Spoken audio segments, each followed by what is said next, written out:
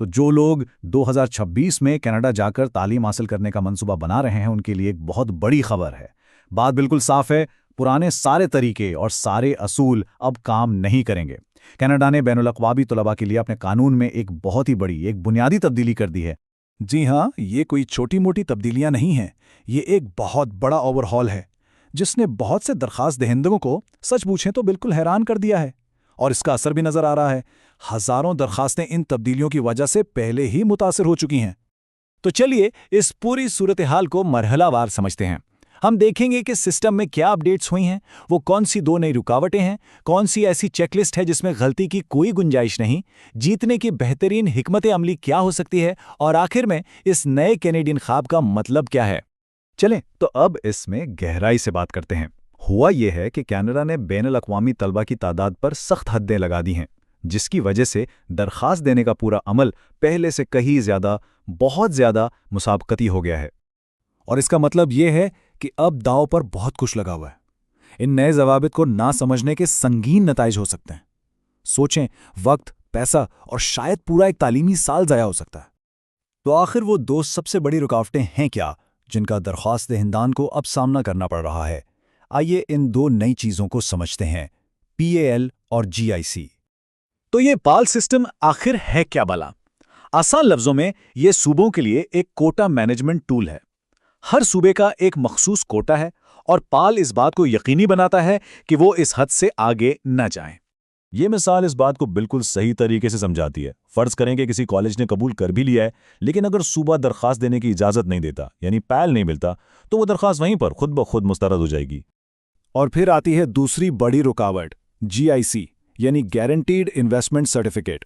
और यहां देखें, ये ज़रूरत सीधा दोगुनी हो गई है। जहां पहले तकरीबन 6.1 लाख रुपए की ज़रूरत थी, अब सीधा 12.4 लाख रुपए चाहिए। ये एक बहुत बड़ा इजाफा है। अब सवाल ये पैदा होता है कि आखिर कैनेडियन हुकूमत ने अचानक इतना बड़ा कदम क्यों उठाया? इसके पीछे क्या वजह हो सकती है? देखें, इसके पीछे मंतिक ये है कि ऐसे दरख्वास्त दहिंदगान को फिल्टर किया जाए जो कनाडा पहुंचने के बाद माली मुश्किलात का शिकार ना हो। हुकूमत ये यकीनी बनाना चाहती है कि तलबा अपनी पढ़ाई पर पूरी तवज्जो दें, ना कि माली परेशानियों पर। अच्छा, तो अब हमने मसाइल तो समझ लिए, अब हल की तरफ बढ़ते हैं। कनाडा अब कोई दूसरा मौका नहीं दे रहा है। एक भी गलती का मतलब है सीधा मुस्तरद होना। लिहाजा यहाँ एक ऐसी चेकलिस्ट है जिसमें गलती की कोई गुंजाइश नहीं है। ये 8 दस्तावेज़ात अब सबसे ज़्यादा अहम है। PL, कॉलेज से LOA, कम से कम 12.4 लाख रुपए का GIC, ट्यूशन फीस की रसीद, पासपोर्ट के तमाम सफ़ात के साफ स्कैन, तालीमी दस्तावेज़ात, मेडिकल इम्तिहान और आखिर में मकसद का बयान यानी SOP। इनमें से किसी एक में भी कोई कमी दरखास्त को सीधा खतरे में डाल सकती है। और ये बहुत ही ज़बरदस्त हिकमत अमली है। जब पैल का इंतज़ार हो रहा हो तो उस वक्त को ज़ाया ना करें, बल्कि बाकी तमाम दस्तावेज़ात को बिल्कुल तैयार कर लें। यह आखिरी लम्हात की भागदौड़ और परेशानी से बचने का बेहतरीन तरीका है। अच्छा, तो सिर्फ दस्तावेज़ात को पूरा करना ही काफ़ी नहीं है।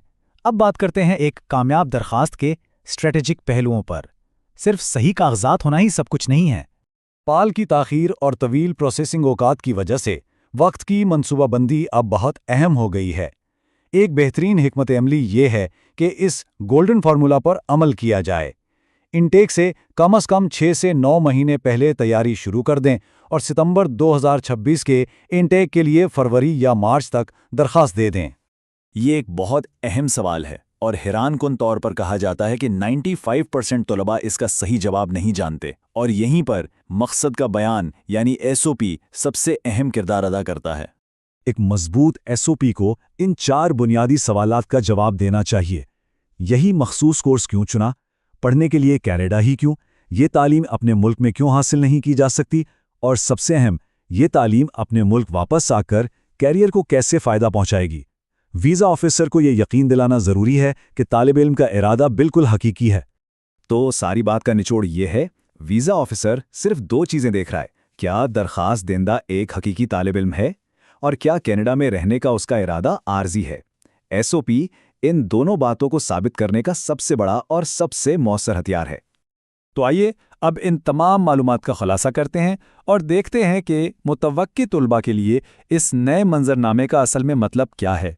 तो खुलासा ये है कि हाँ, अमल मुश्किल और महंगा हो गया है, इसमें कोई शक नहीं। لیکن اس میں ایک دلچسپ بات بھی ہے، چونکہ پال سسٹم کمزور درخواستوں کو پہلے ہی فلٹر کر دیتا ہے، تو اگر درخواست مکمل اور مضبوط ہے تو منظوری کے امکانات حقیقت میں پہلے سے بہتر ہو سکتے ہیں۔